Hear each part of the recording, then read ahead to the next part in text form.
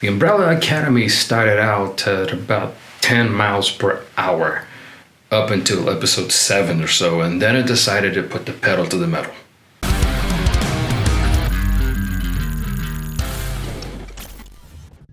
What is going on, everybody? Welcome back to the channel. Today we are finally talking about the Umbrella Academy, and we are back with the background. It's been a while, but I couldn't stand on my foot. I had surgery, and I've been doing the reactions to kind of supplement whatever else was going on in here.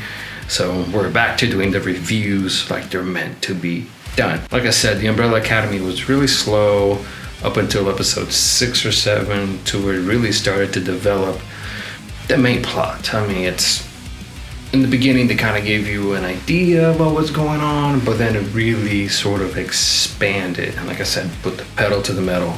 And instead of cruising at 10 miles per hour, it just went to 100, and it just all speed ahead, full power, all engines, go.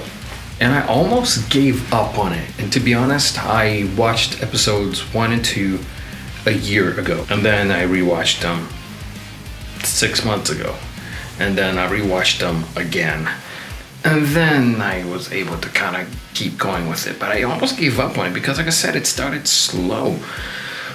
It was kind of all over the place a little bit, and you didn't really know what was going on. And that makes me raise the question, is that us as a customer, because we are consuming a product, is it us as a customer that got sort of spoiled by these shows that are, everything's so big and everything happens really fast, while the Umbrella Academy took a different approach.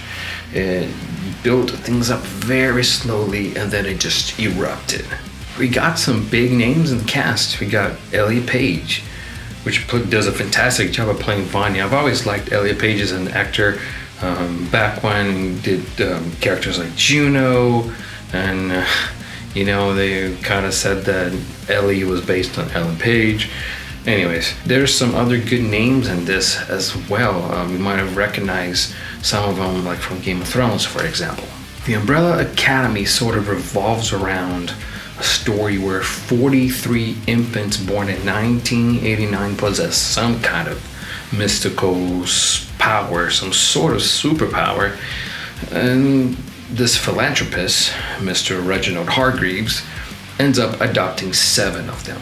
Now, I may get into some spoilers from here on, so beware. Sir Reginald Hargreaves is just a really tough parent.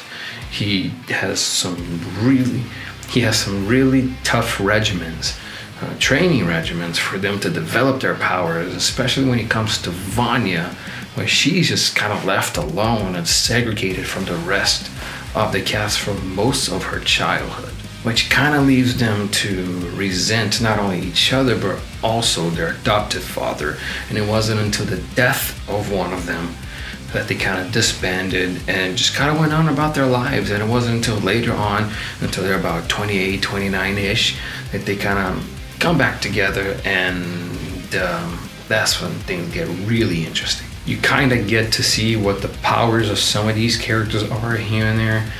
Some of them don't really develop until season 2. For example, Klaus's power, I mean, you kind of know that he sees Ben, which is the brother that died, but what else can he do? You don't really know. We don't really know what Allison's power is.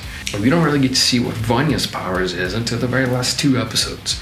So it does some things to set up season 2, which is much better than season 1. Season 1 revolves on them trying to stop the apocalypse from happening, which was brought forth by number 5. Sir Reginald named them 1 through 7, and number 5 has the power of traveling through time, forward and backwards.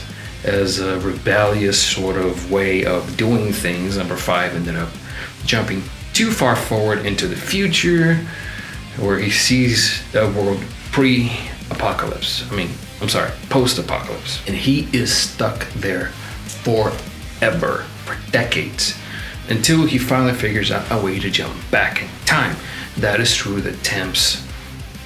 Thanks to the Temps Corporation, the commission that he's been working for, that kind of is responsible for the whole timeline. Preserving the timeline is their whole deal. he ends up becoming their most famous, most ruthless, brutal agent until he sort of kind of turns on them because he wants to go back and stop the apocalypse from happening. And all of that happens in the background.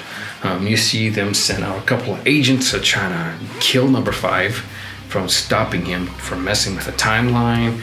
And it just sort of, again, it kind of feels like a little bit too much going on, but in the end, it does pay its dividends.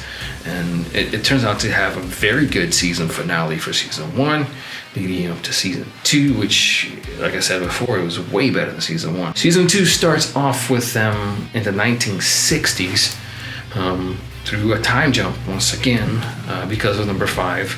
And they're trying to stop the apocalypse from happening. Once they get there, they see that the timeline has changed. The apocalypse has followed them to the 1960s. Then it's a big mess, and they spent the rest of the season trying to revert the apocalypse from happening, going back to their original timeline to 2019/2020. Now, there were a lot of things that happened in season 2 and season 1, and if I were to be here and explain it all to you, this would be about an hour-long video. So to keep this short, all in all, I would give season 1 a 6 out of 10. But season 2 was really good, and I'll give season 2 an 8 out of 10. So combined, I would say seasons 1 and 2 is about a 7 out of 10. And the way that things left off at the end of season 2, I cannot wait to see what season 3 is going to be like. And I really believe that season 3 is going to be better because it sets up some really controversial things. You know how I talked about the time traveling and messing up the timeline. Well, when they jump back to 2019, that timeline is totally different. The Umbrella Academy is no more.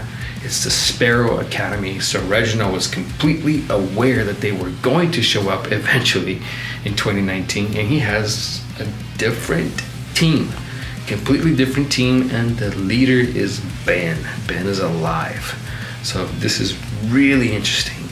So we'll see what happens here. Apparently they're already filming. It was supposed to come out last year, and they got delayed because of COVID, and then this year delayed again because of COVID. But now it kind of seems like it's going to come out during the first 6 months of 2022, which cannot get here soon enough because I really want to watch season 3 and see how all this is going to play out. Down below there'll be 2 videos, my latest video and a playlist that I want you guys to check out. Don't forget to like and subscribe, leave a comment down below. Let me know how you liked the whole thing, seasons 1 and 2 altogether, what your thoughts were, and what do you expect for season 3. Got you guys at the next one.